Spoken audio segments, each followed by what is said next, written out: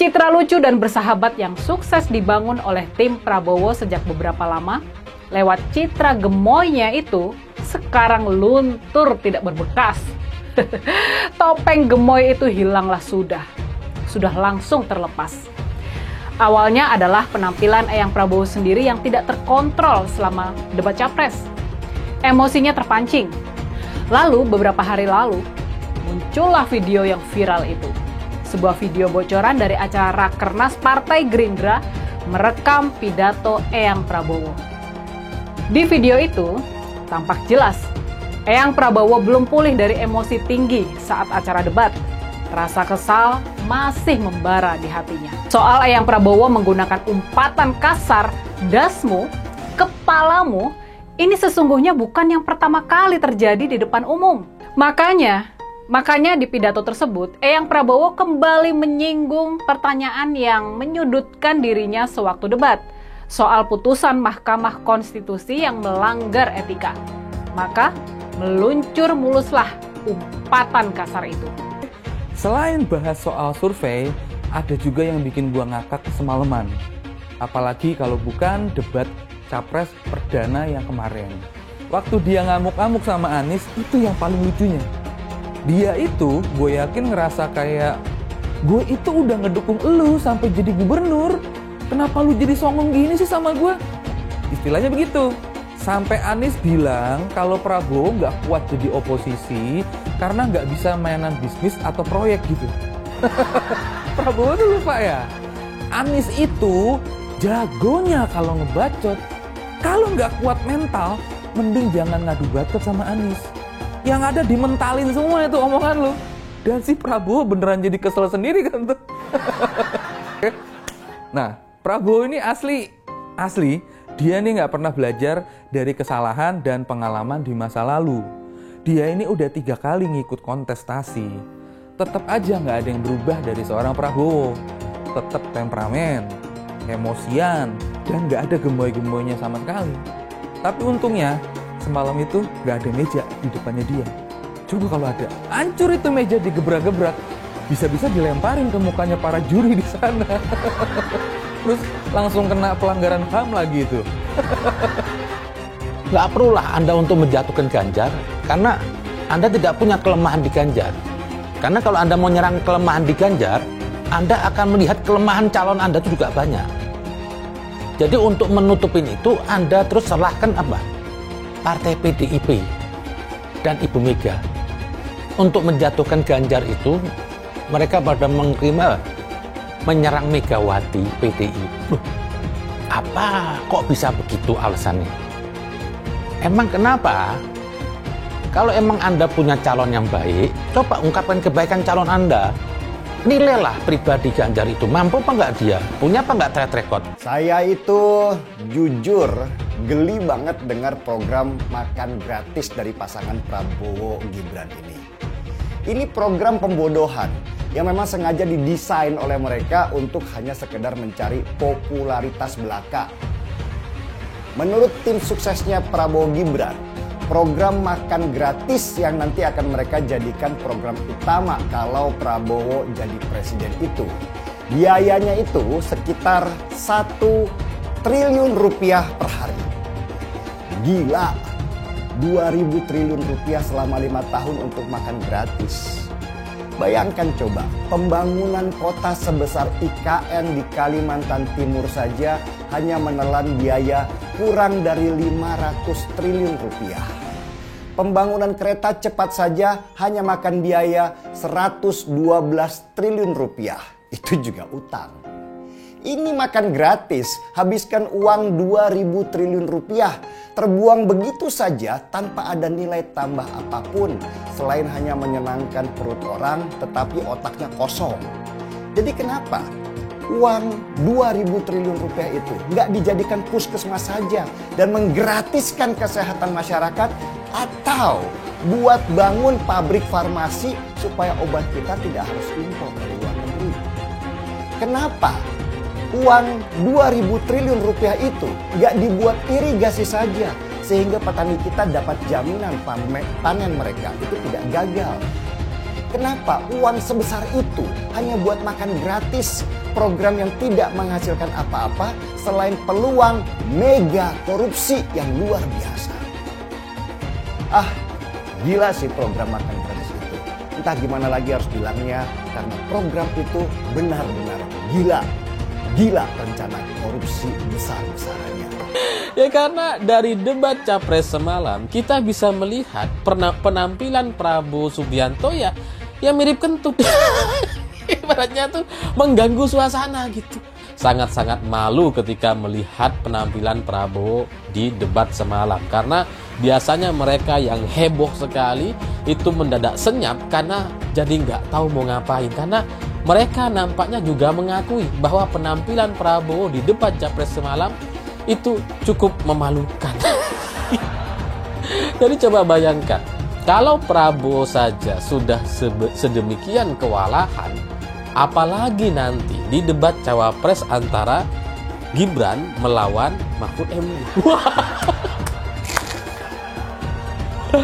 Saya gak bisa membayangkan bagaimana debat itu bisa berjalan gitu. Karena menghadapi seorang profesor yang pernah menjadi ketua MK, pernah menjadi anggota DPR, beberapa kali jadi menteri, itu pasti sangat-sangat tidak mudah gitu. Apalagi jam terbang Gibran untuk di panggung debat Capres ini nampaknya masih cukup kurang. Ya kecuali misalkan KPU ya membuat aturan-aturan baru misalkan. Ya, selain melanjutkan dan bahkan mempercepat pembangunan IKN, Ganjar juga akan memberikan internet gratis dan super cepat. Nah, ini kan justru sangat luar biasa. Program internet gratis ini adalah program yang dicanangkan oleh pasangan Ganjar dan Profesor Mahfud MD. Nah, sedangkan program makan siang gratis itu adalah program dari pasangan Prabowo dan Gibran. Nah, sekarang saya ingin bertanya juga, kira-kira ya, kalau disuruh untuk memilih, kalian akan lebih memilih program internet gratis atau program makan siang gratis? Ya, sekarang coba dibandingkan dengan program internet gratis yang dicanangkan oleh Ganjar Pranowo. Nah, kira-kira mana yang lebih bermanfaat untuk siswa didik? Saya yakin pasti akan lebih banyak yang memilih internet gratis daripada makan siang gratis. Mengapa Pak Jokowi kemudian mempercayakan continuity itu kepada Prabowo? Hari ini saya terus terang merasa kecewa. Kenapa? Karena Prabowo bukan Jokowi. Sekali lagi, Prabowo bukan Jokowi. Hari ini juga Pak Jokowi menggunakan kekuatan-kekuatan negara hanya untuk menggolkan supaya Prabowo menjadi presiden. Sadarlah kita semua, dengan berbagai gimmick seperti gemoy, dengan joget-joget dan sebagainya. Ini bukan Jokowi. Pak Jokowi bukan seperti itu. Negara ini bukan untuk mainan.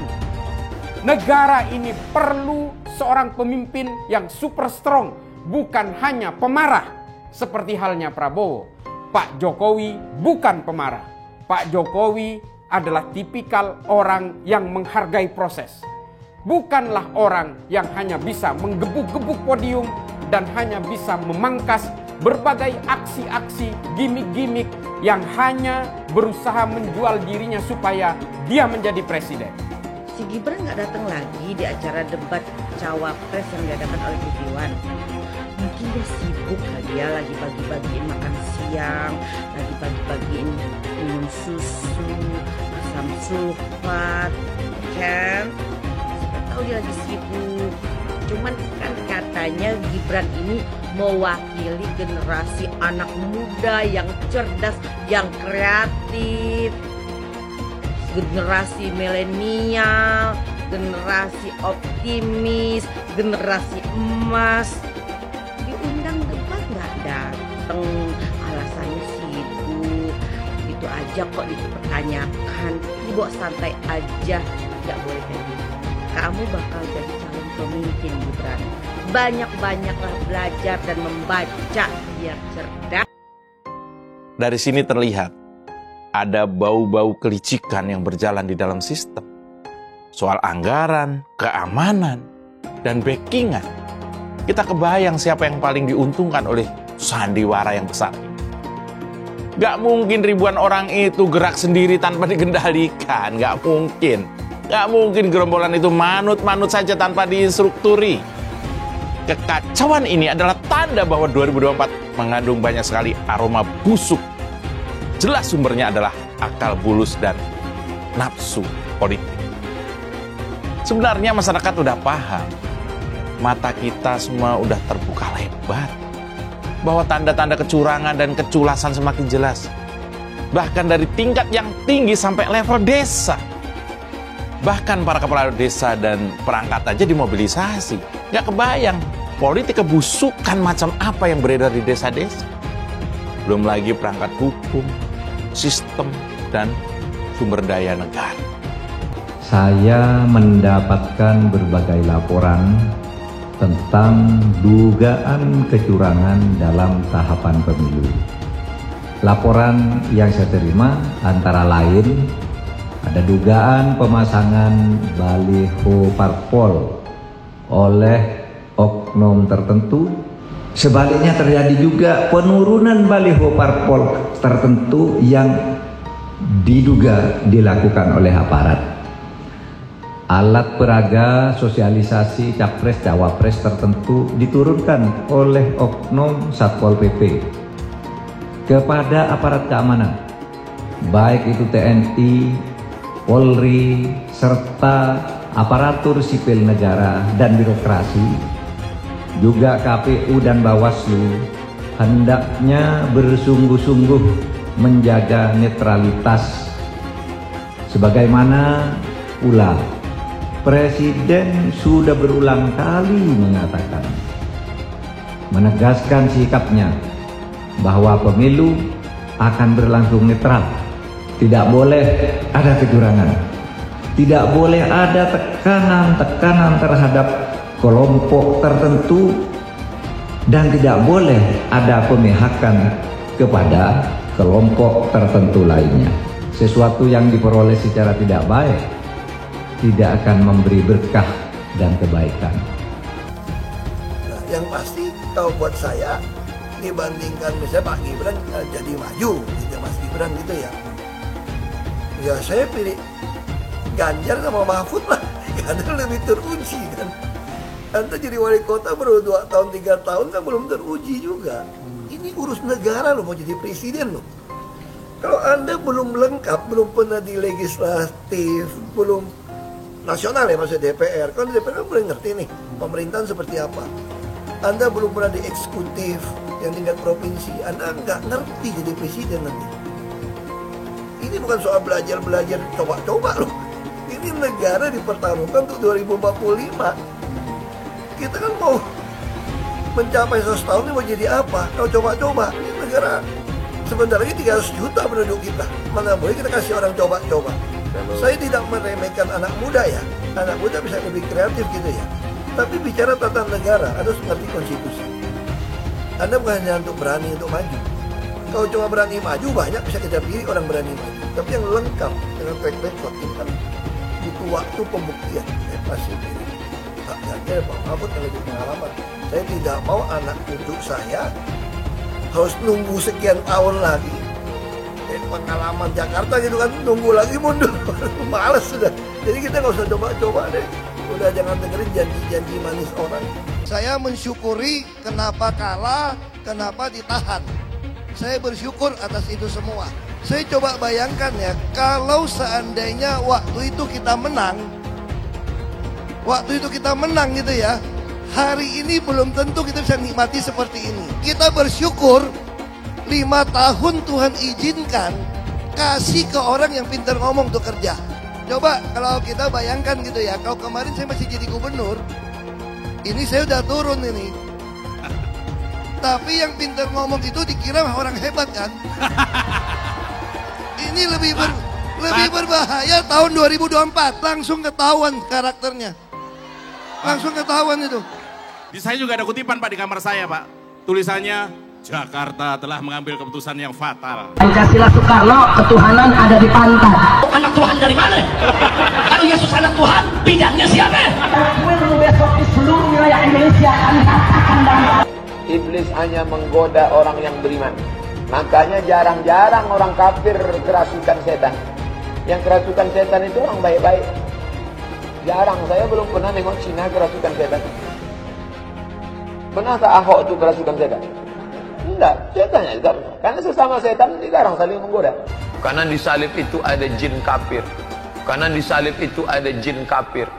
Karena di salib itu ada jin kafir. Haleluya. Kepalanya ke kiri apa ke kanan? Kepalanya ke kiri apa ke kanan? Kita percaya salib itu lambang mulia, bukan jin. Kok ketawa? Aku nggak nyindir siapa-siapa loh. Relawan Anies yang mayoritas pengasuh khilafah, seperti kadrun FPI dan HTI, ingin melengsarkan Pak Jokowi. Dengan menggunakan politik identitas, relawan Anies akan menggulingkan Jokowi. Tapi pendukung Anies lupa bahwa 82% penduduk Indonesia suka dengan kinerja Pak Jokowi. Ingat, di belakang Anies ada ormas pengasuh khilafah, seperti FPI, HTI, PA212.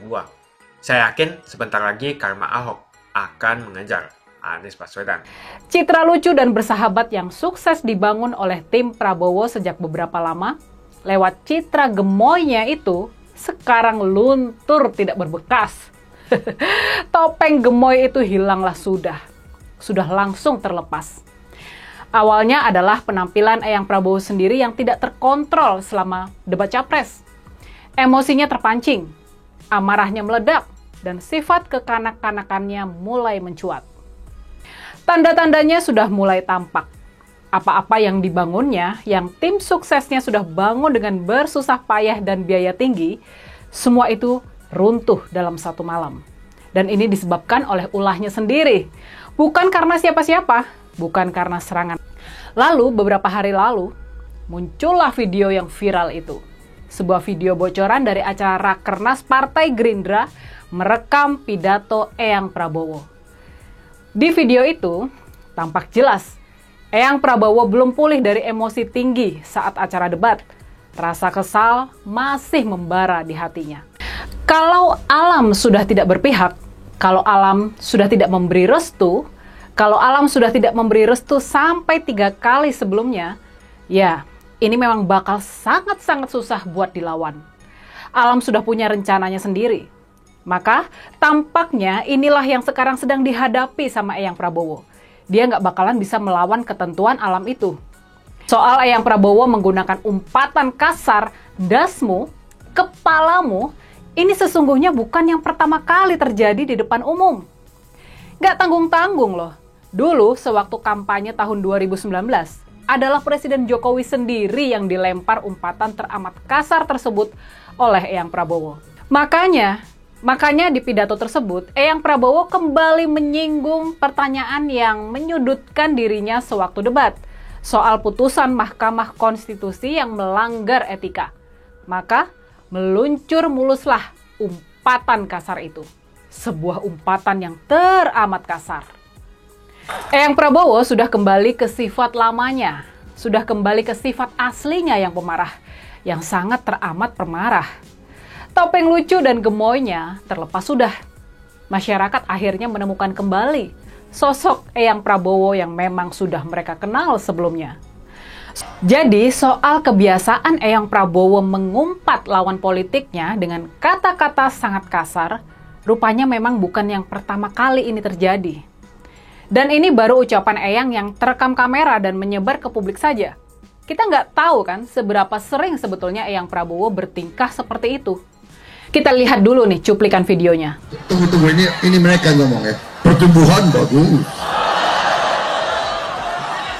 Pertumbuhan.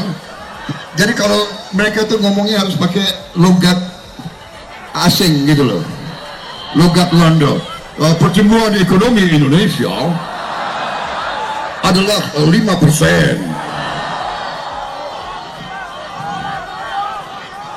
5% dasmu. Kejadiannya di tahun 2019, di awal-awal masa kampanye Pilpres tahun 2019.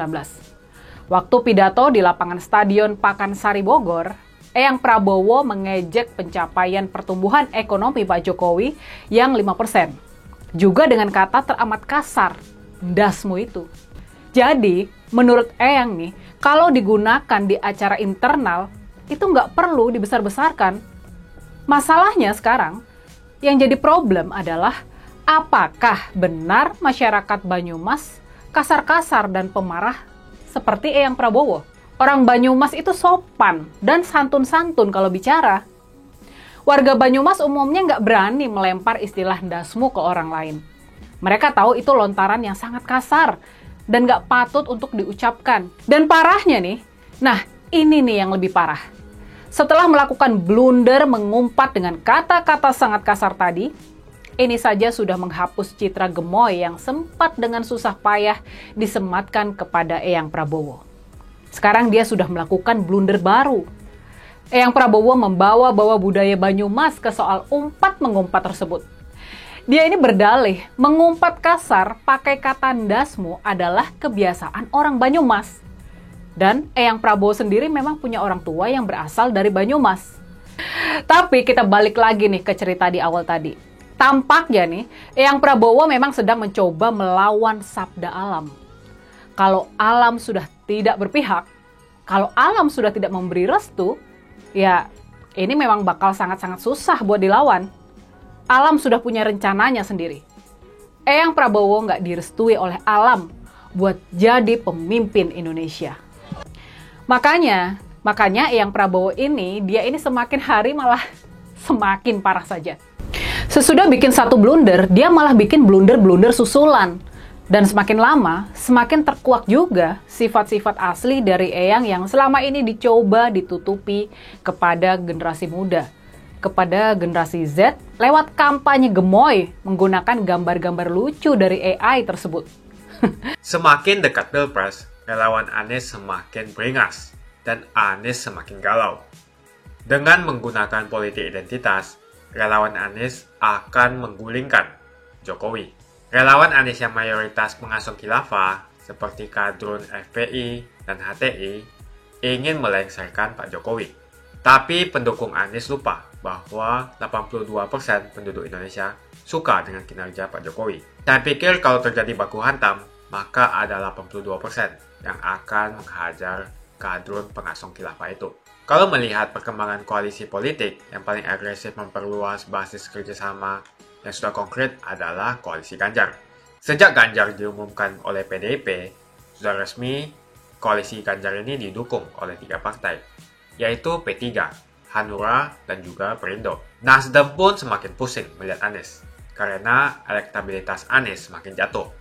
Dan banyak kader-kader Nasdem terjerat kasus korupsi, seperti belakangan kasus korupsi BTS. Kasus korupsi 8 triliun yang dilakukan oleh kader terbaik Nasdem yaitu Johnny G. Plate ini sangat menghantam Partai Nasdem, menteri dari Kementerian Pertanian, di mana ini juga adalah dari Partai Nasdem. Apalagi belakangan ada 120.000 kader dari Partai Nasdem pindah ke Partai Perindo. Semenjak Nasdem mengusung Anies, banyak sekali petaka yang diterima oleh Nasdem. Apakah ini merupakan karma dari Ahok? Silahkan komentar di kolom komentar. Yang jelas saya tidak akan memilih Anies, karena Anies bukan pribumi yang jelas. Dan Anies juga merupakan antitesis daripada Jokowi. Antitesis artinya bertolak belakangan dengan semua kebijakan Jokowi. Anies sudah terang-terangan menyebutkan dia tidak akan melanjutkan kinerja dari Pak Jokowi. Tidak ada infrastruktur yang akan dibangun jika Anies memimpin Indonesia 5 tahun ke depan. Lagi pula Anies juga didukung oleh khilafah dan pendukung Anies dari ormas seperti FPI dan juga HTI. Apa kita mau FPI dan HTI kembali di Indonesia jika Anies memimpin? Anies adalah bapak politik identitas yang menghalalkan segala cara untuk menggapai kekuasaan, termasuk menggunakan politik identitas berbasis agama. Kita lihat di kasus Ahok. Kita sudah bisa melihat kinerja Anies selama 5 tahun di Jakarta, dan ini merupakan rekam jejak Anies Baswedan. Tidak ada satupun janji yang dipenuhi, dan tidak ada kinerja yang bisa dibanggakan. Dari DP 0%, OKOC, kelebihan bayar, Formula E, banjir, sumur resapan, jalan rusak, dan gonta-ganti nama jalan. Jadi saya rasa tagline perubahan yang diusung Anies adalah tagline merubah kata korupsi menjadi kelebihan bayar, supaya semua koruptor tidak dijerat oleh pasal korupsi. Karena mereka semua hanya melakukan kelebihan bayar. Jadi perkataan Ahok sudah terbukti dan Jakarta sudah menjadi korban. Jangan biarkan Indonesia menjadi korban kibulan Anies Baswedan. Suara minoritas jangan lagi merasa takut untuk memilih pemimpin yang membela hak minoritas. Karena Anies jelas hanya memanfaatkan suara minoritas untuk mendapatkan suara. Ingat, di belakang Anies ada ormas pengasong khilafah seperti FPI, HTI, PA212. Saya yakin sebentar lagi karma Ahok akan mengejar Anies Baswedan. Begitu saja opini saya hari ini. Tuliskan opini kalian tentang Anies Baswedan di kolom komentar. Dan juga tuliskan pendapat kalian tentang people power oleh relawan Anies untuk melengsarkan Pak Jokowi. Tuliskan pendapat kalian. Jika kalian siap untuk melawan people power yang digaungkan oleh relawan Anies, ayo tuliskan lawan people power di kolom komentar. Pastikan Anda semua like video ini dan bagikan video ini ke teman dan family Anda supaya mereka semua mengetahui tentang informasi ini. Tekan tombol subscribe dan bunyikan lonceng notifikasi supaya kamu tidak ketinggalan.